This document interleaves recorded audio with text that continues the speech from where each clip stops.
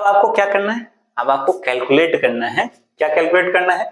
Calculate wavelength आपको calculate करनी है ऑफ साउंड वेव। उस फ्रीक्वेंसी दी हुई है, आपको फ्रीक्वेंसी दी हुई है 220 हर्ट्ज और आपको स्पीड भी दी हुई है।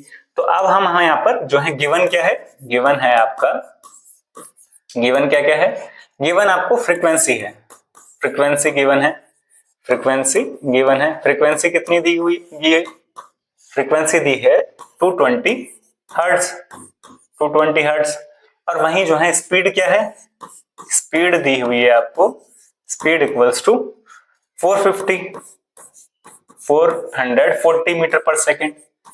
तो अब हमें फॉर्मूला पता है कि स्पीड इक्वल्स टू, अब हमें फॉर्मूला पता था कि स्पीड इक्वल्स टू वेवलेंथ,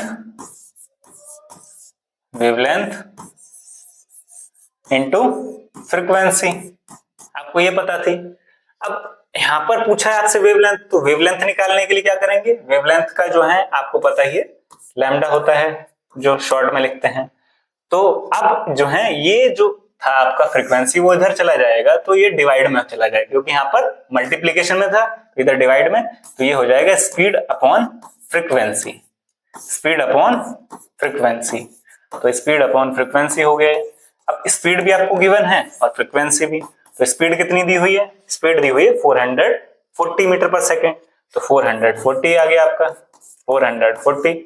और आपको जो है फ्रीक्वेंसी भी गिवन है 220, तो 220 आप अपॉन में लिखेंगे और आप इसे कट करते हैं तो आपको 2 2 जा 4, आपको पता ही है 2 2 जा 4 होता है, तो 22 का अगर टेबल आता है तो 22 2 जा 44, 0 से 0 कट हो जाएगा, तो आपका आ जाएगा 2 मीटर।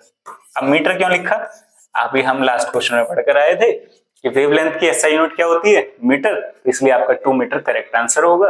और इसी तरीके से आप कर सकते हैं ये question.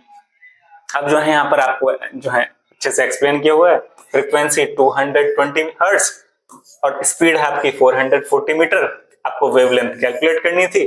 Speed equals to wavelength into frequency होता है, और 440 जो है वेवलेंथ, अगर जो है स्पीड जो है 440 थी तो वेवलेंथ इनटू 222 यानी फ्रीक्वेंसी, तो वेवलेंथ आपने यहीं पर छोड़ा और आप जो है इसे लेके गए अपॉन में, आपका अपॉन में आंसर जो है 2 आ गया, तो यही जो है आपका 2 मीटर वेवलेंथ आ गई। इस तरीके से आप क्वेश्चन कर सकते हैं। देखिए इस तरीके के क्वेश्चन प्रैक्टिस करना बहुत जरूरी है, ताकि आपको क्लियर हो कि आपको तो साथ साथ आपको फॉर्मूले क्लियर होते चले जाते हैं और आपको किस तरीके से सॉल्व करना है आपको ये भी क्लियर हो जाता है। देखिए बच्चे कंफ्यूज हो जाते हैं। अगर मैं आपसे कहूं स्पीड इक्वल्स टू क्या होता है, speed equals to generally distance upon time होता है। अब मैंने जो है एक बच्चे से पूछा, आपसे पूछते हैं, तो speed equals to distance upon time, अब आप बताइए डिस्टेंस इक्वल्स टू क्या होता है। तो बच्चे कंफ्यूज हो जाते हैं कि अब क्या करें। तो डिस्टेंस पूछा है, मैंने आपसे डिस्टेंस पूछा, तो डिस्टेंस अगर मैं पूछ रहा हूं आपसे डिस्टेंस, तो डिस्टेंस के लिए आप क्या करेंगे, डिस्टेंस के लिए आप ये डिवाइड में है तो इधर जो है मल्टीप्लीकेशन में चला जाएगा, तो अब हो जाएगा आपका स्पीड इनटू टाइम।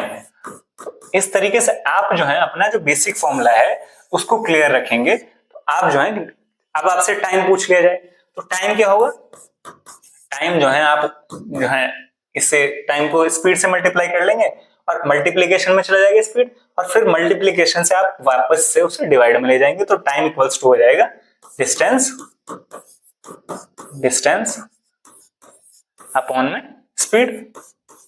तो इस तरीके से आप जो है बेसिक जो आपका फॉर्मूला था उसी से आप तीनों चीजें निकाल सकते हैं, चाहे आपसे स्पीड पूछा जाए, चाहे डिस्टेंस, चाहे टाइम। यहाँ पर जो है वेवलेंथ से रिलेटेड था, ये आपको अलग से जो है बच्चों को जो कंफ्यूजन होती है वो आपको क्लियर कर दी थी।